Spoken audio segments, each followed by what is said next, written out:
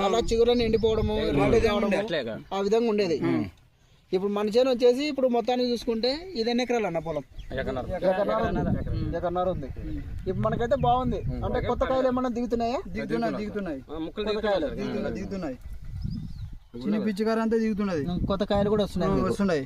ఈ black thrips control అవుతున్నాయి, కొత్త కాయలు కూడా దిగుతున్నాయి మనకు. ఈ మందులు కొట్టినప్పటి నుంచి హైలైట్ అయింది చేను. కానీ చేను తిరిగింది మనకు, మొత్తం తిరిగింది. నాకు అప్పుడే నేను అన్నాను ఎలా చేద్దాం రా ఇది అని నా ఫ్రెండ్ అన్నాను. తిరిగింది. అట్లే తిప్పలు పడినాడు.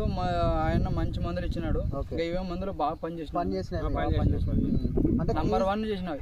మీకు పొలాన్ని తీసేయి అనే స్టేజ్ నుండి మనకి ఈ విధంగా ఉంచుడు.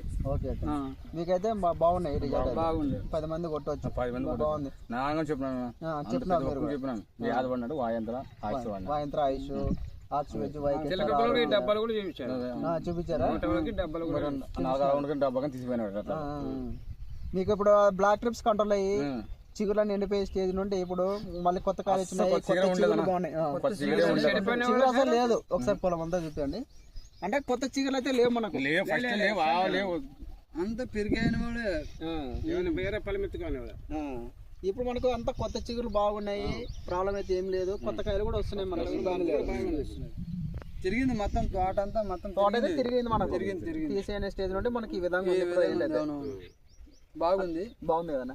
బాగుంది. 10 మంది యూజ్ చేసుకోవచ్చు. ఆయన కానీ మంచిగా ఇచ్చినాడు. చూసి ఆయన చూసి ఎలా ఇచ్చాడో నాకు అర్థం కాదు. తిప్పిస్తాను ధైర్యంతో ఇచ్చినాడు ఏం కొత్త. కానీ ఆయన మాత్రం నంబర్ 1 పని చేసేటట్లు చేసినాడు. అదే ఎందుకంటే మనం ఉండేది దానికే కదా.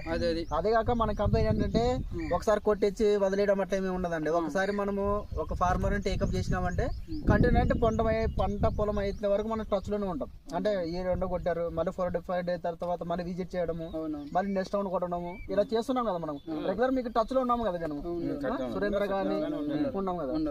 ఎందుకంటే మనం ఒకసారి ఫార్మర్ టేకప్ చేసినామంటే పంట అయిపోయిందా మనం టచ్ లో ఉంటాం. ఈ రౌండ్ ఏం కొట్టారు, నెక్స్ట్ రౌండ్ ఏం కొట్టారు అని మనం కంపల్సరీ చెప్తాం. పొలం విజిట్ చేస్తాం, మళ్ళీ చేస్తాం. మీకు బాగుంది కదా, బాగుంది. నంబర్ 1 బాగుంది.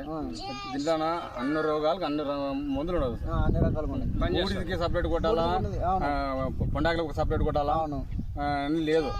అన్ని వైకేసారి వాయంత్రంలో కొట్టుకోవచ్చు. మీరు బ్లాక్ ట్రిప్స్ కి, పురుగుకి, క్రాప్ సెట్ కి వాయంత్రంలో మీరు బూడిది ఎస్పీఎక్స్ వేసుకోవచ్చు. వాయంత్రలేకి ఒకవేళ కాయ మచ్చ ఉంది, వాయంత్రం నానేసలు వేసుకోవచ్చు. అంటే మళ్ళీ తెగులకు ఒకసారి, పొడతకు ఒకసారి అట్లా కొట్టాల్సిన అవసరం ఏం లేదు. మీకు ఆల్ ఇన్ వన్ గా పనిచేస్తాయి. ఒకటే రౌండ్ లో అన్ని పోతాయి. ఎందుకంటే ఒకసారి తెగులు మందు, ఒకసారి పురుగు మందు, గ్రోత్ మందు ఏం అవసరం లేదు. ఏం కొట్టే అవసరం లేదు. ఈ ఓటో వాడండి.